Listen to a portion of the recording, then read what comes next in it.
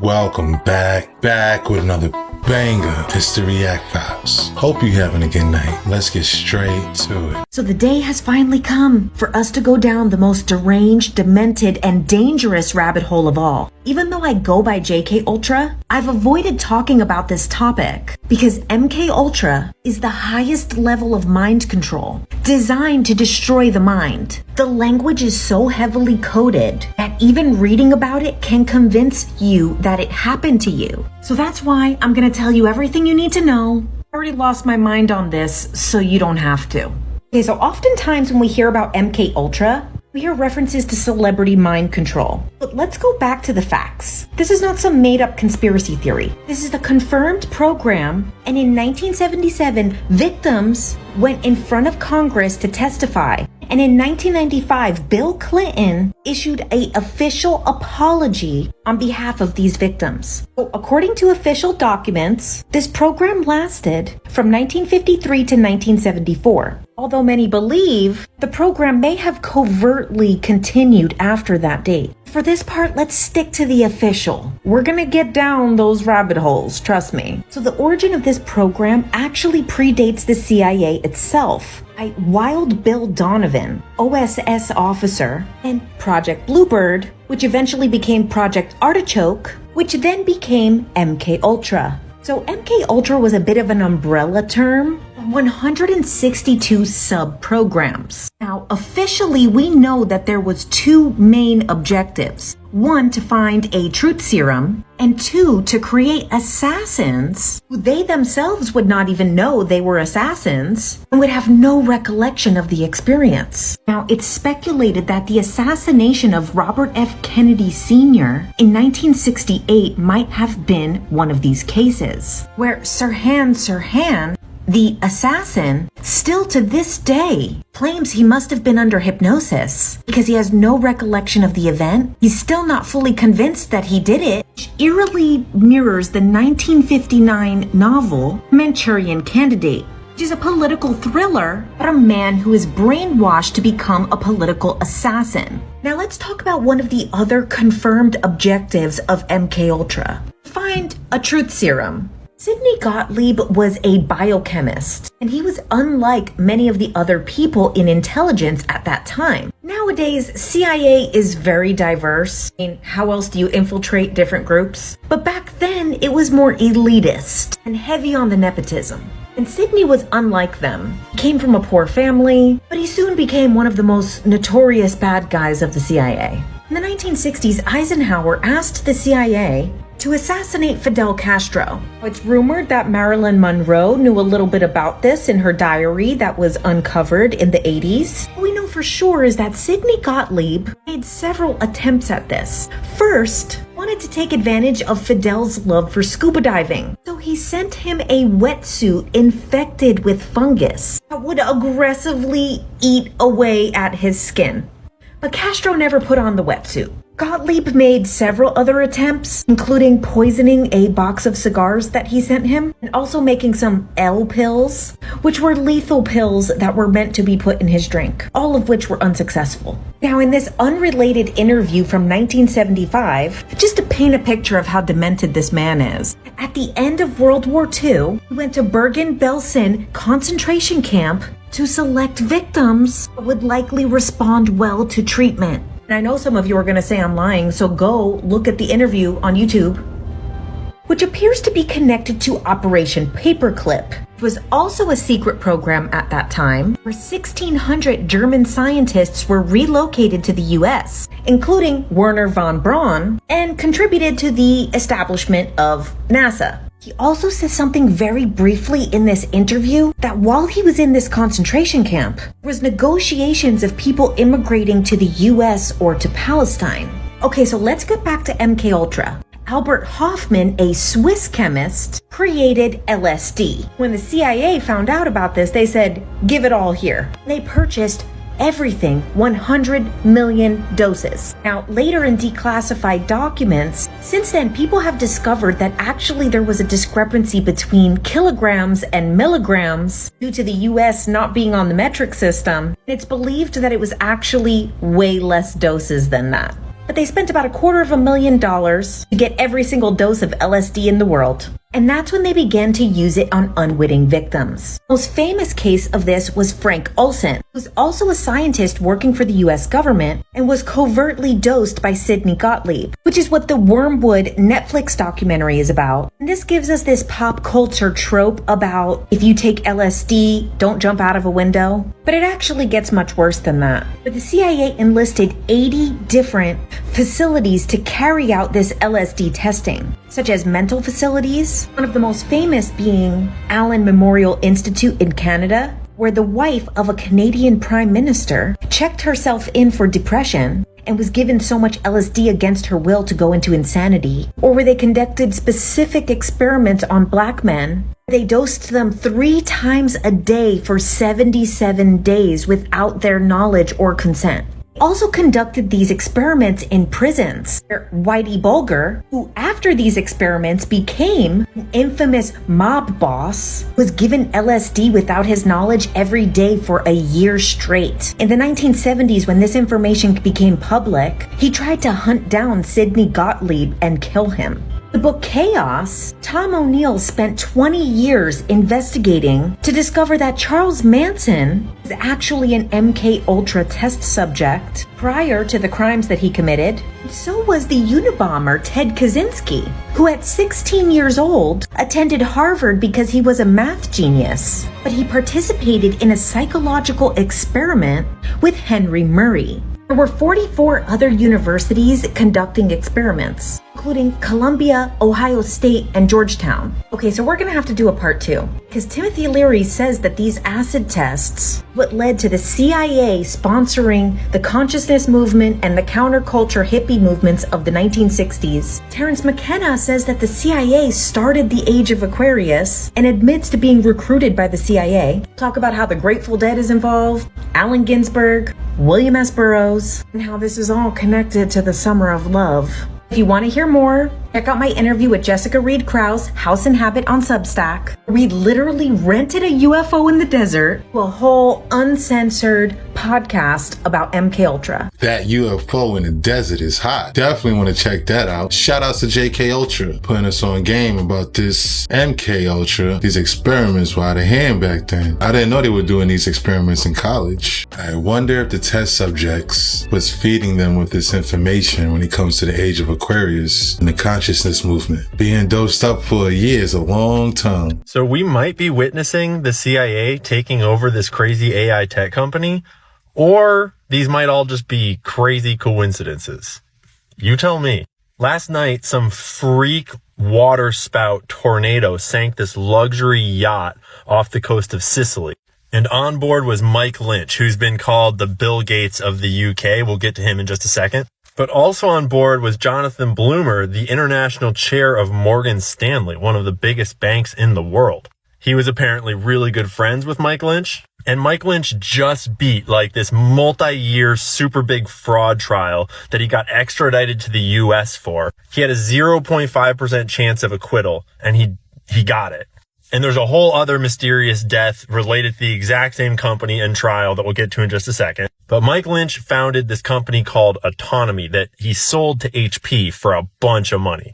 Like $11.7 billion worth of money. But then immediately HP had to write off $8.8 billion of that value, and they claimed that Mike was fudging the books and overvaluing the company in a big way, and they accused him of fraud.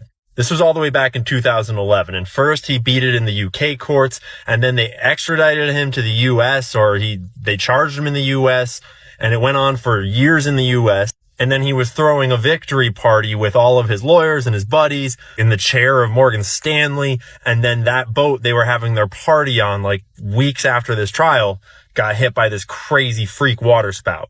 But first, what Autonomy does is super interesting. It operates what's called an intelligent data operating layer, which allows for search and processing of text taken from both structured data and unstructured human information, including email and mobile data, whether it originates from databases or audio, video, text files, or streams. They call it meaning-based computing. So if I'm reading that right, that means that this is an AI surveillance software that can process video and live streams and audio and analyze it and surveil it. Obviously, just for the greater good, just for like running ads, just totally harmless technology. Can't imagine who would be interested in that technology.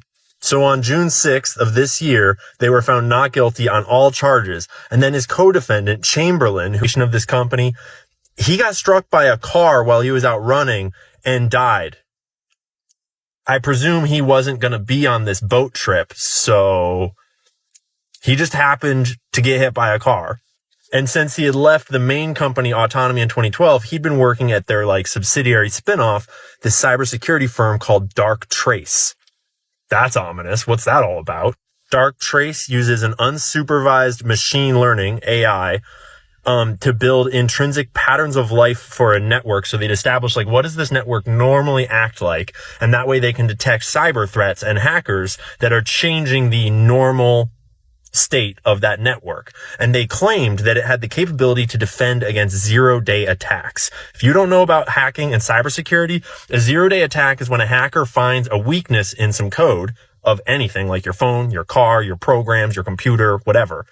And because no one's ever found that weakness before, it's called a zero-day weakness. And they can exploit it to hack you. And that's how basically all cybersecurity hacks and leaks happen these days. And there's no defense against them until they get exposed, and then they can patch them. But this claims to be able to defend against them before they've been used. That would make all cyber weapons obsolete if that worked in its totality. I'm sure it's not perfect, but the CIA has a lot of cyber weapons they're just sitting on. Israel, Iran, Saudi Arabia, Russia, everyone's got whole caches of zero-day exploits that they have stashed up, ready to fight each other with if we go to cyber war. That's how all the hacks you've been hearing about happen, is by people exploiting zero-day attacks in the infrastructure, in the phones, in the cars, whatever it is. Those are 0 days. And I don't know how to be conclusive about this, but there was evidence that they were trying to be taken over by kind of like the Wall Street cabal. Short sellers were attacking the company. There were hedge funds trying to take them over. Thoma Bravo, never heard of them. Looked them up, not a lot about them. But in my cursory search, I did find that they were responsible for funding part of FTX and got accused of being a part of that whole shit show. I have long suspected that FTX had ties to intelligence and was not what it seemed, but I don't know. So anyways, once they get rid of the Dark Trace guy with the car, allegedly, I don't know, I'm just making shit up at this point, but he dies in a car crash. And then a random tornado waterspout sinks this luxury yacht, but it's not like they were out in rough waters. They were anchored about a half mile from the port of Porticello, and there was other boats all around them.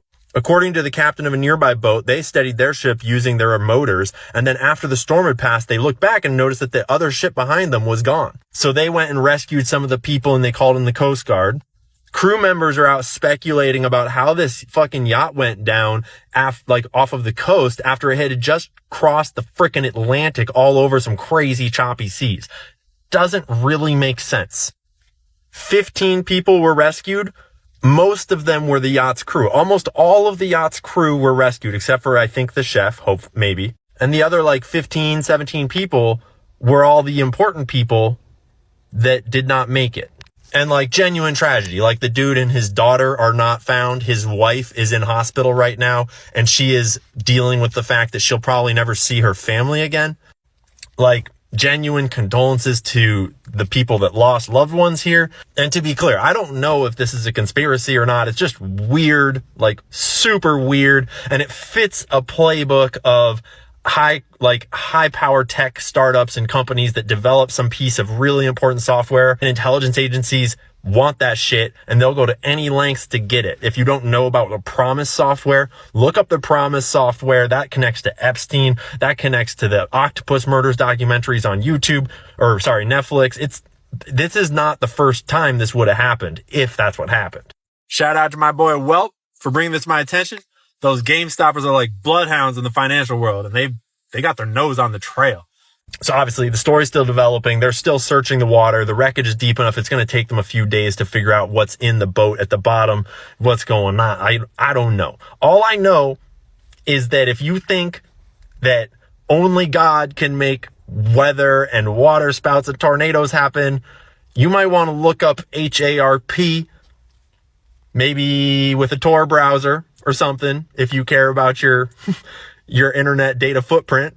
I don't know. I'm going to keep my eyes peeled. You guys tell me if you got any leads, because this is kind of wild. And I don't know what to make of it. The way it sounds, it would definitely have to be. Shout outs to canceled his clothing company. That's crazy. Now this right here sounds like a movie. That water spout was precise. This is massive. After years of it just being rumors and conspiracy, we finally have confirmation that social media platforms like Instagram and Facebook did censor and delete content because of pressure from the United States government. In a letter to the House, Mark Zuckerberg admitted that in 2021, senior officials from the Biden administration repeatedly pressured Meta's platforms for months to censor certain COVID-19 content, including humor and satire. In response to this pressure, they also deleted posts criticizing the COVID vaccine and posts suggesting that COVID was accidentally leaked at a Chinese lab, which has since become a theory even supported by government agencies, including the FBI. Now, Zuck says that he now believes the government pressure was wrong. He regrets not being more outspoken about it at the time, and that they are ready to push back if something like this happens again. He also revealed in the letter that his platforms did demote posts about the Hunter Biden laptop report. The White House has already responded, saying that they stand by their position and that when confronted with a deadly pandemic, the administration encouraged responsible actions to protect public health and safety. But here's the major problem with all of this. This is yet another example of large companies and governments using the tactic of crisis fatigue. If you constantly delay addressing or admitting to a crisis, over time the public become less responsive or concerned about that issue, which was once so important to them. But either way, the question is, do you think it was necessary to censor posts given the circumstances, or was it an overreach of authority? Shout out to Dylan Page. Shout out to Mark Zuckerberg for taking a step in the right direction. The news then isn't as important as the news now. We have to find a way that this doesn't happen again, if need be. Did the CIA's quest for mind control accidentally start the Age of Aquarius?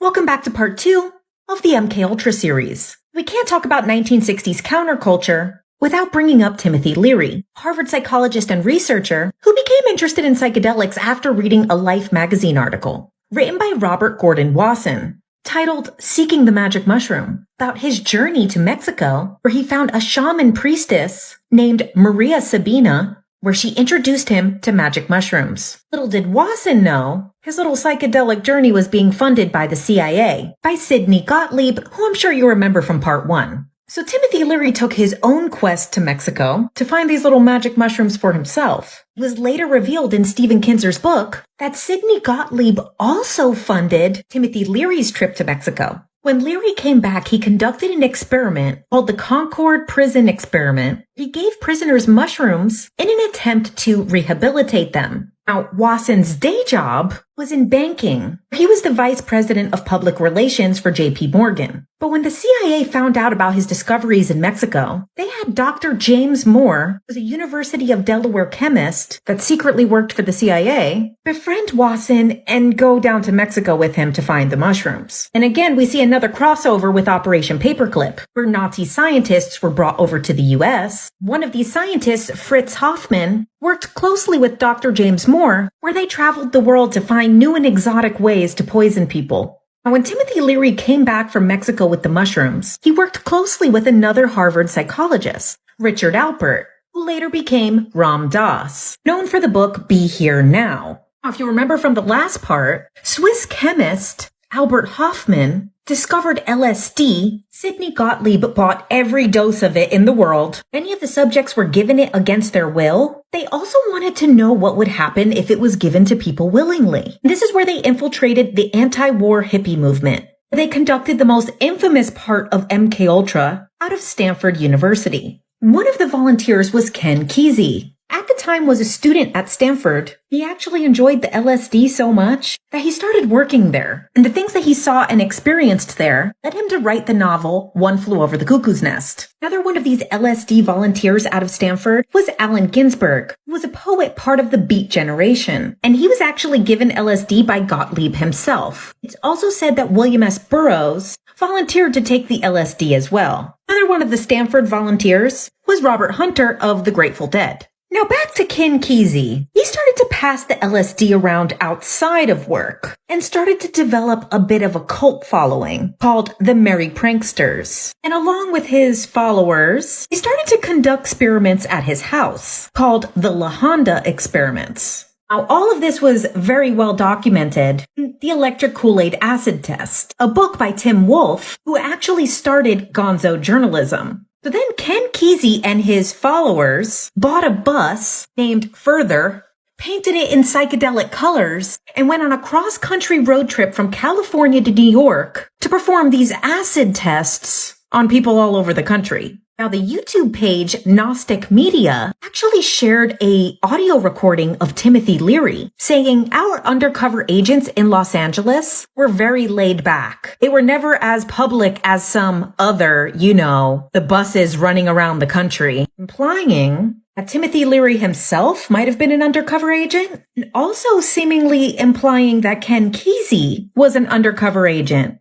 Now, in a 1980 phone interview with Jerry Garcia from the Grateful Dead, talks about how the Merry Pranksters approached him and asked them to be part of these acid tests. Now, these acid tests, which were originally held in Ken Kesey's house, then continued all across the country, where after dosing people with LSD, it would manipulate the lights and the sounds, and even create sensory experiences, not only to observe people's behavior, but to achieve intersubjectivity. Now, we have subjective experiences and objective experiences. Intersubjectivity is somewhere in between, where you can have an individual experience. There's also a communal experience with other people in the room. Now, in another interview, Bob Weir, also a member of Grateful Dead, there's a lot of members of Grateful Dead, talks about being approached by Bill Quinn, who in the interview he says was a member of OSS and the CIA. However, officially, there's only information about him being part of the Army and working in aerospace. In that same interview, Bob Weir is asked about, he's questioned about the Grateful Dead performing at the Bohemian Grove, where he says he didn't notice anything weird.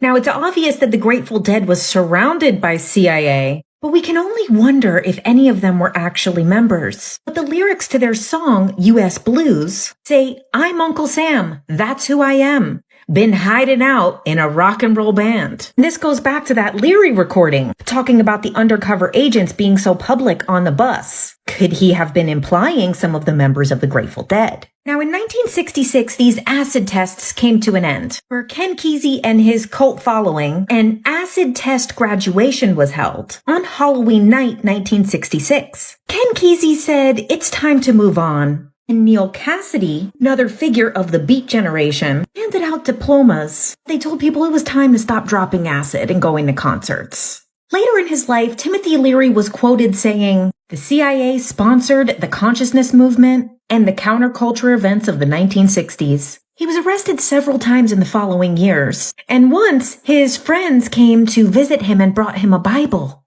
However, the Bible had been soaked in LSD. In 1970, he escaped from prison and was later found in Afghanistan. Other notable moments during this time, when John Lennon was asked about LSD, he said, make sure you thank the CIA for that. And what's interesting, later on in the 90s, when other MK Ultra victims started to come forward and say that the program did not end, several of them expressed that part of their programming used Beatles songs and how certain songs were programmed to make them react in certain ways. We're going to get into the Monarch programming later in this series. Other theories of this time include Jim Morrison of The Doors, whose father was in the Navy but believed to be connected to intelligence programs as well as Frank Zappa, whose father was a military chemist also believed to be connected to intelligence. John Phillips of the Mamas and the Papas, whose father was in the Marine Corps but also rumored to be connected to intelligence. Okay, so stay tuned for part 3, where we're going to be talking about George White, whose letter he wrote on his deathbed is,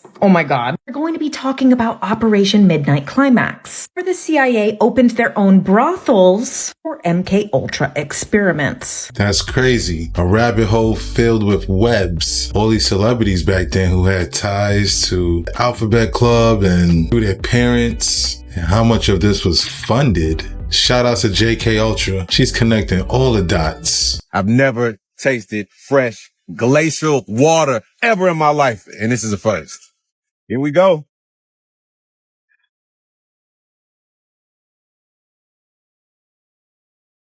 Oh my God. Oh! While Ludacris believes he's sipping on fresh glacial water, it can still carry contaminants like bacteria, viruses, or parasites, and the internet didn't waste any time letting him know. Shout out to Ludacris. Millions of years of bacteria all in one sip. Now that's ludicrous. Antarctica. It's official. There's nothing down there. You can clearly see this water is empty, and hence the rest of the continent must be as well. Like, is that Nah, there's no way. It's definitely just a case of pareidolia. You know, the human tendency to see faces in everyday things. Despite dozens of retired Navy officers who were stationed in Antarctica coming out and exposing what they really saw down there. Because of course, who could forget about this pyramid-shaped mound under the snow, cut with incredible precision and perfectly aligned with northeast-southwest. But oh, it's just a mountain for sure. There's a lot more like this, so I guess it's just a common natural rock formation down there. Even aerial shots irrefutably prove they're just normal mountain ranges. How dare we even suggest that there might be something more going on in Antarctica? Here we have a satellite photo of some sort of disk that appears to have crashed and 4 other large objects surrounding it. Some claim it's a UFO crash site surrounded by some sort of surveillance units, but it's clearly just a, a near perfect triangle, also with a crash landed appearance with an oddly familiar shape. Nah, there's no way. Yet another disc shape up in the Antarctic mountains, and yeah, rocks, definitely, 100%. Interesting that the 1946 Operation High Jump in Antarctica was rumored to have ended early due to flying disc-shaped crafts scaring the Navy out of the area. 14 years later, the Antarctic Treaty is signed, heavily restricting exploration of the continent. This strange, long shape under the snow, another seemingly crash-landy looking site in an oddly similar shape as Oumuamua, a rumored derelict spacecraft that passed through our solar system in 2017 and was later dismissed as just being an asteroid, despite it having almost no characteristics of an asteroid, but I'll cover that another time. To be fair, this one may have just been a boulder that rolled down a nearby cliff. Hey, we just debunked that bit. But some of these other satellite finds are a little less explainable. Like, why are there over 60 monolithic objects lined up deep in the snow in a place that has allegedly never hosted intelligent life? Even more structures in the snow up to 70 feet tall that almost resemble buildings of sorts. And another, even more interesting, triangular shaped structure nearby with a similar height. And of course, the holes. Oh, the holes. Reports of holes everywhere across the South Pole. Like in 2007, Google Earth revealed a 250-foot wide hole with what looks like stairs leading into it. A few months later, it disappears from satellite view. Then in 2019, it reappears but looks totally botched and in lower quality than the image from 10 years ago. But my friends, as we know, that's barely even the tip of the tip. There have been just countless reports of holes in Antarctica heading deep beneath the surface. There's the story in Richard Byrd's diary of the glimmering underground city he flew into in 1946 that I covered in a previous video. Then a retired Navy SEAL who goes by the name Brian spoke out about a mission he went on in Antarctica in the 1980s. While flying over a no-fly zone, he saw a 300-foot wide hole in the ice with tracks around the area leading into the hole. When he got back to his station, an officer and 2 men in suits interrogated him about the no-fly zone violation. The men in suits tell him to never talk about that hole again and to never go back. A few months later, he's told to fly scientists to the Dome, which was a known research station back then. There, he overheard people talking about the hole, saying they're going there to meet visitors. It seemed to me they were talking about like an extraterrestrial or an alien, because they didn't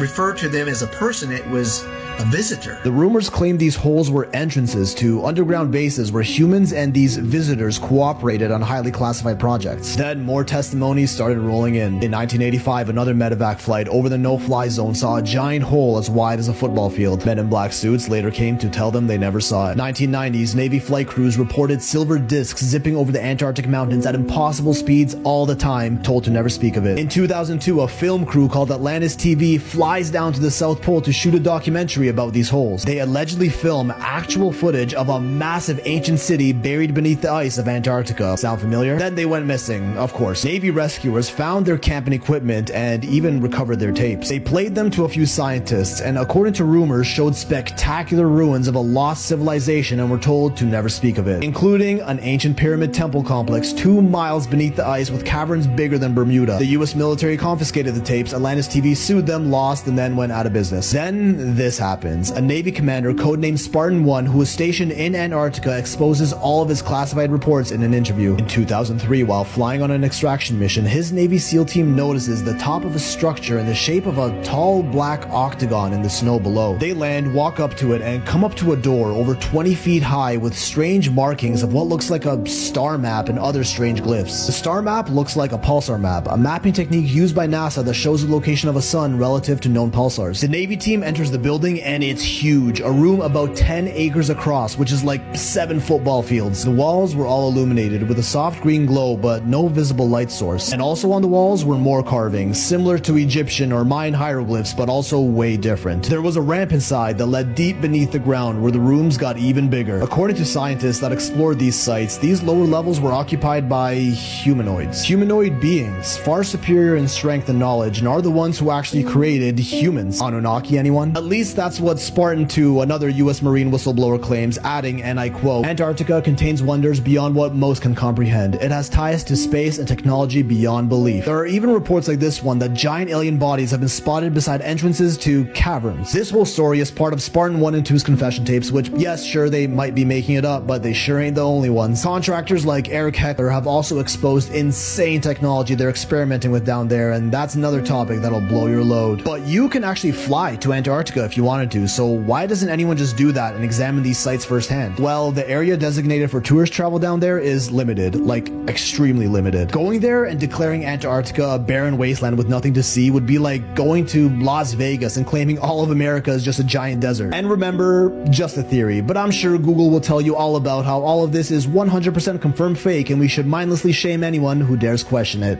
Right, cause you gots to be crazy. Shout out to Phil Spixel. If it wasn't for him, I'd never see any of this. I wonder what them structures are. Interesting stuff. Okay, change of plans for part 3 of the MK Ultra series. Due to the recent assassination attempt on Trump, already covered how the assassination of Robert F. Kennedy by Sirhan Sirhan has been connected to MK Ultra, because to this day, he claims he must have been under hypnosis or something, because he has no recollection of the events. Now let's discuss how MK Ultra could be potentially connected to the JFK assassination as well. As newly declassified documents say that when the alleged assassin, Lee Harvey Oswald, was in the Marines, the naval base that he was stationed at in Atsuki, Japan, also turned out to be one of the LSD testing facilities that the CIA used during MK Ultra. Jack Ruby, man who took out Lee Harvey Oswald, was treated by the MK Ultra doctor, who is also said to have treated Charles Manson at the Haight-Ashbury Free Medical Clinic. More of these LSD tests were conducted. Some of you are probably thinking, what does that have to do with today? Well, the FBI has been caught coercing and entrapping people up until this present day, such as the Newburgh Four.